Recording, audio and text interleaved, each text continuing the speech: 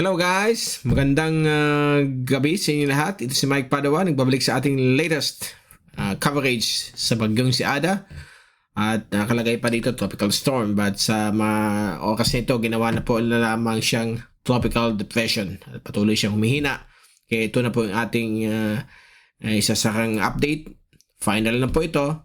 At babalik tayo sa usual tropical weather analysis sa mga susunod na araw. Ito ay para sa inyong Lunes ng gabi, Enero 19, 2026. Tagalog version, pinaglilingkod sa inyo ng Typhoon 2000 at ng Naga College Foundation. If you would like to view the English version, there's a link up here. And if you're watching via Facebook, just visit our postings and our Facebook, Facebook channel, Mike Mr. Typhoon Padua. Just visit the postings and you can see the English version just behind or below the Tagalog version. So ito rin ay pinaglilingkod sa inyo ng Aboitiz Power at ang lokal na gobyerno ng Naga City headed by our Honorable Mayor Leno Cobedo at ang ating Honorable Vice Mayor Gabi Bordado. Well, gaya ng sinabi ko, itong bagyo ito humihina na po at nung Sabado, nung dumaan po malapit sa Catanduanes, nung gabi biglang nag-disperse yung kanyang ulap, halos nawala yung mga ulap niya, naiwan yung low-level swirl, kaya hanggang Linggo may mga showers pa rin, maninipis na kaulapan, pero wala pa rin araw, but na yung araw na itong Lunes, lumabas na po ang haring araw, at yung bagyo ay unti-unti na pong gumagalaw palayo sa ating bansa. Okay, roughly nasa 500 kilometers na po siya, east-northeast ng Naga, at ito ay patungo pa rin palayo sa ating lugar at nagpa-fluctuate na lang yung kanyang kaulapan. Last night, kumapal yung kaulapan niya at nakita nyo dito sa fast animation 24 hours ng windy.com. So, ito po yung gabi and ayan, nagpa-fluctuate yung kanyang kaulapan, nahihirapan siya magbuo ng kanyang central convection but eventually ito may lulusaw na po ito. Halos wala na po siyang organisadong convection. Laging nawawala dahil po napapasukan po siya ng dry air o cool dry air dahil po panahon na yun ng amihan at for the next 2 days may bababa pong napakalakas na amihan na lalong magpapapatay dito sa bagyong ito. Okay? Baka by Wednesday o Thursday, rest in peace na po itong bagyong si Ada. Yung mga nagtatanong, may bagyo bang kasunod? May nakirinig tayo na may bagyo. Yan na mga email sa akin, nagtatanong.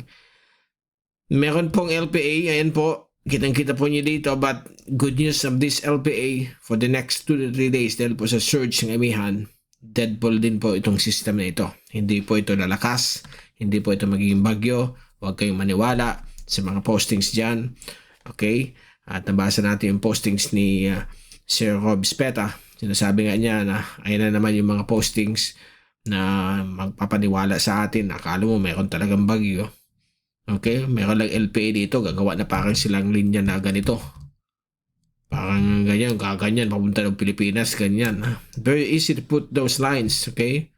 But you are increasing traumatic experience sa mga tao. Alam natin mga bagyo. Nag-create po ito ng mga trauma sa atin. Okay?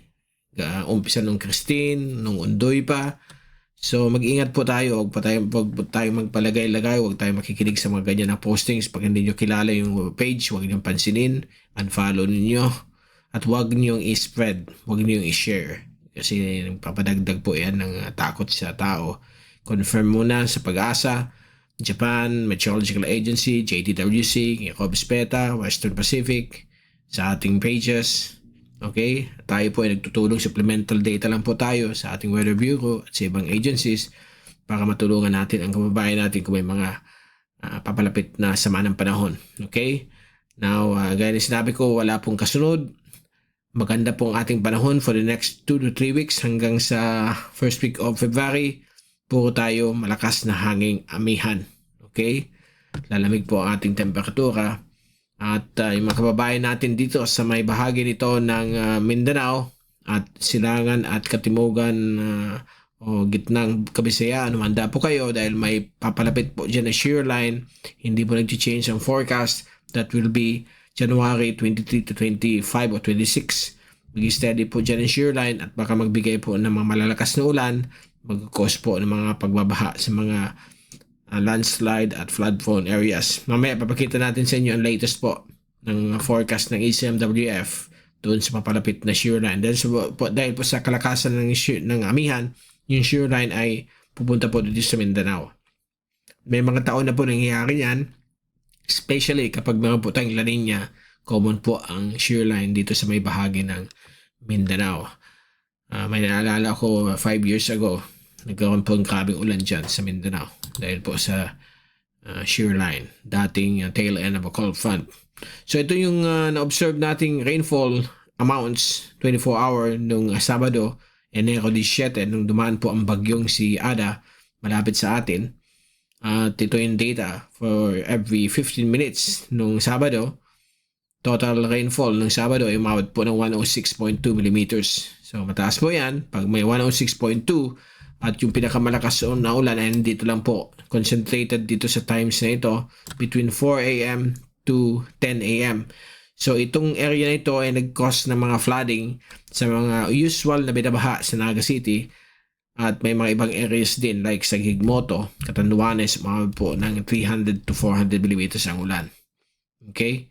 So may mga ganyan na situation. Sa Calabanga, nasa 176 millimeters yung ulan. Pero itong 106 sa station lang natin. Yung ibang T2K weather station, kagaya po sa may Kamayda Village sa Concepcion Grande, umabot po ng 122 millimeters. Normal po yan kasi mga ulap na dumadaan yan, depende kung ano nakatapat doon na ulap, mas malakas siguro yung ulan doon, kaya nag 122. Mabulo, konti lang, 88. So depende yung cloud or gaano kakapal siya na dumadaan. Sa ibang areas din, medyo mataas din mga ulan, between 88 to 122. Kung compare natin yung huling rain event na nangyari noong January 5th, yun po yung shear line, mas mataas pa po yung shear line kasi 167 millimeters yung ulan sa ating weather station.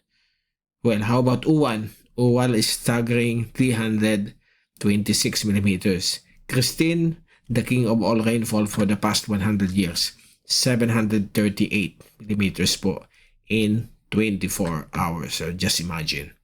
Kaya every rain event, maglalagay tayo ng comparison kay Christine para hindi tayo magpanic. Huwag tayong mag-worry.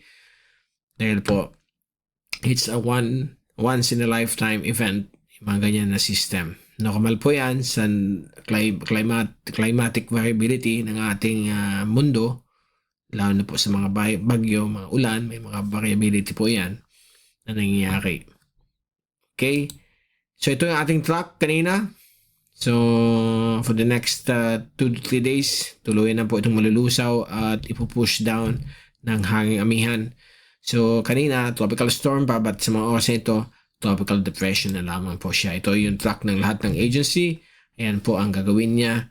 So, halos lahat, ganyan po ang tracking niya.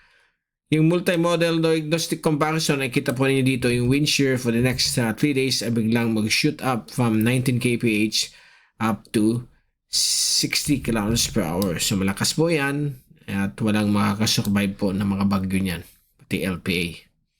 Okay, kita rin yung wind intensity, tuloy-tuloy na po itong hihina yung hangin niya at yung relative humidity from almost 80% babagsak po na yun, nandito na sa may 50%, and within the next 3 days bababa po ito sa may 25 to 30% ang mid-level relative humidity. So assign po yan na lalong dumadami ang cool, dry air. Wala po tayong warm, water vapor or water vapor moisture sa kalawakan sa ating atmosphere, not kalawakan kasi space po yan sa ating atmosphere.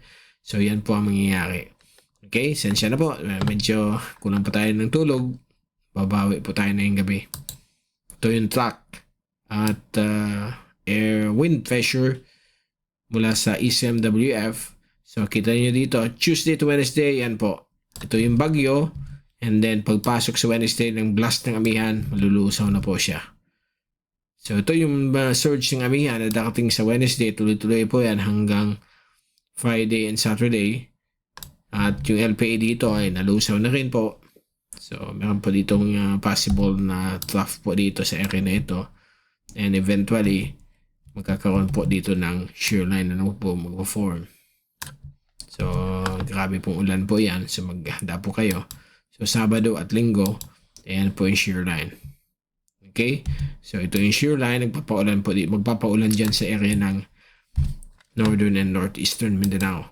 So, ito yung 24-hour rainfall accumulation. So, makikita nyo yung Pilipinas, almost dry except for Bicol. May mga showers din, mga light drizzles, very light, pinong-pino na mga ulan na minsan hindi po ina-record sa weather station kasi kulang yung patak niya. Baka siyang mist. Okay? Misty rain. Tawag natin. So, yan po. Pagdating ng Wednesday, yan yung blast ng amihan, yung parang light blue na pababa. Yan yung mga showers, mga light showers na dumadaan sa ating lugar, lalo na pag early morning, early evening. At masarap ang feeling kasi medyo malamig. Down to 21 o 22 degrees yung ating hangin. So, kita nyo dito, pagdating ng 23, ayan na po yung shear line na sinasabi ko. Boundary po yan ng tinatawag nating hanging amihan at yung hanging silanganin. So, pag nagbabangga po yung dalawa, so eventually magka-create po siya ng line of thunderstorms. Kaya yan po ang pinapakita na yung darating pong weekend. So, pag i-move natin yung slider ng Sabado at Linggo, ayan na po. Magbibigay po siya ng malalakas na ulan dito sa may eastern at central Visayas as well as sa may northern at northeastern Mindanao. Kagaya ng Cagayan de Oro, Surigao, Siargao, delikado po kayo magkaroon ng mga malalakas na ulan. So, we will keep you updated and darating pong sunod nating update. Likely na yung Wednesday. Mag-i-issue naman tayong update. Balik na tayo sa tropical weather analysis. Okay? So, yan pong forecast for the next 5 to 6 days. So, focus over northern and northeastern Mindanao, Surigao City, Cagayan de Oro. Mag-ingat po kayo. Palit sa Siargao Islands, sa Bukas Grande. May shear line pong darating sa inyo na yung darating na weekend. Kaya yung alon, kita nyo dito, medyo malaking alon dito, up to 3 to 4 meters. Pagdating ng Tuesday, Wednesday, ano po, pabulusok po yung malamig na blast ng amihan. Pwedeng umabot po ng 3 to 4 meters ang alon dito. Okay? And, yan, mag-persist siya throughout the week hanggang weekend. So, lahat ng karagatan ng ating bansa ay moderate to rough to medyo malalaki ang alon. Okay? Up to 3 to 4 meters dahil po sa hanging amihan. Okay? So, very dangerous sa mga maliliit na sasakyang pandagat. So, yan muna po ang ating latest update. Again, sasara na natin ang coverage sa bagyong si Ada with international name Nok-en. Okay? At babalik ulit tayo sa mga sunod na araw. Ito si Mike, Mr. Typhoon Padawan, magpapaalam na po. At maraming salamat po sa pagpanood nyo sa aking channel. God bless po sa inyo lahat.